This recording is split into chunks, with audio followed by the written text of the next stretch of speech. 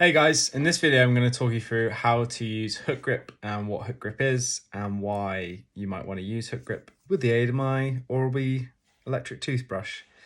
So there are mainly two types of grip that you would use that are effective. You might see other types of grip. You might see double suicide grip on the bench press, not very safe. Suicide grip, what does that mean? It means the thumb's not wrapped around the bar. So you'll often hear me say, wrap your thumbs around the bar. But they're not really useful grips. They're quite unsafe. Some people say about pursing the fingers against the bar for a bench press. So you'd have your thumb round it, but you'd actually squeeze with your fingers. Apparently that's a good one for bench press. You can give it a try.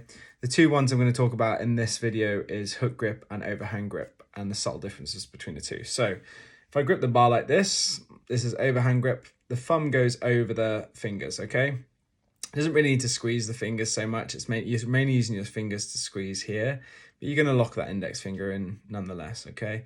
Hook grip is this subtle difference. Just watch this.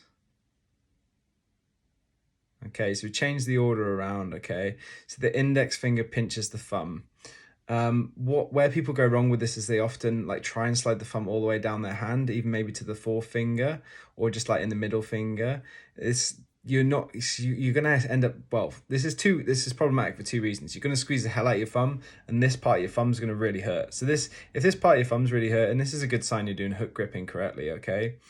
The other thing is that a lot of your grip comes from these three fingers right here. So if they're not squeezing the bar, you're not squeezing any of your grip into the bar. So you're going to lose that. So it's for two reasons, it's not what you want to do. So what I think about doing is, first of all, gripping the bar with those three fingers, just like that. And then pushing my thumb into my middle finger. And I'm just going to pinch down on my thumb there. That's where it's going to sit, okay? So the main thing is I'm squeezing quite hard with my three fingers, but I'm only pinching with my index finger. I'm only just pinching. I'm not going to squeeze the hell out of my thumb. I'm just going to do a little pinch, okay? So why might you want to do hook grip? Well, if you're using straps already, then that's absolutely fine. You're not going to have grip as a limiting factor. Hook grip is more important for Olympic weightlifting. But if you ever fancy moving on to Olympic weightlifting, then you're going to have to learn hook grip. The reason why is that when you're pulling a bar quickly, you can't have an overhand grip. An overhand grip means that you have to squeeze the bar, creating a lot of tension in your hand, grip, forearm, and then your arm.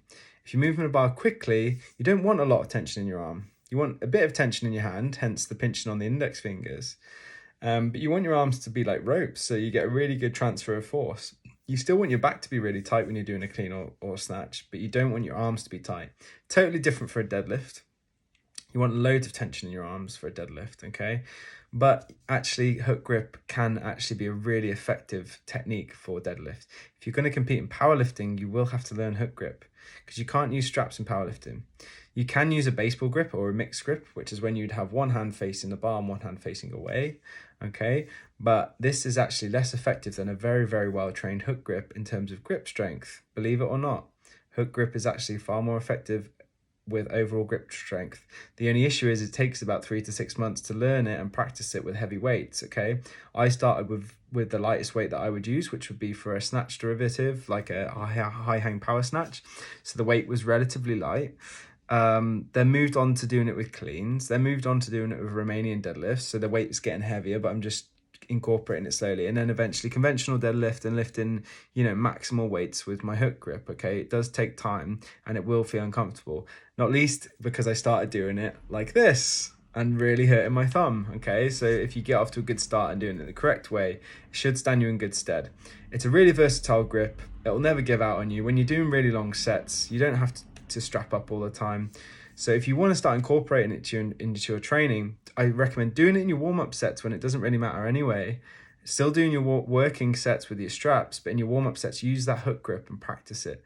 And you might find that it actually works out for you better than using straps and better than using the overhand grip. But at least you're adding more strings to your bow. You're becoming more of a technically proficient lifter. You've got more in your arsenal to use if you actually need it, okay? So give it some thought. It's a very good way to grip, and let me know how you get on. See you in the next one.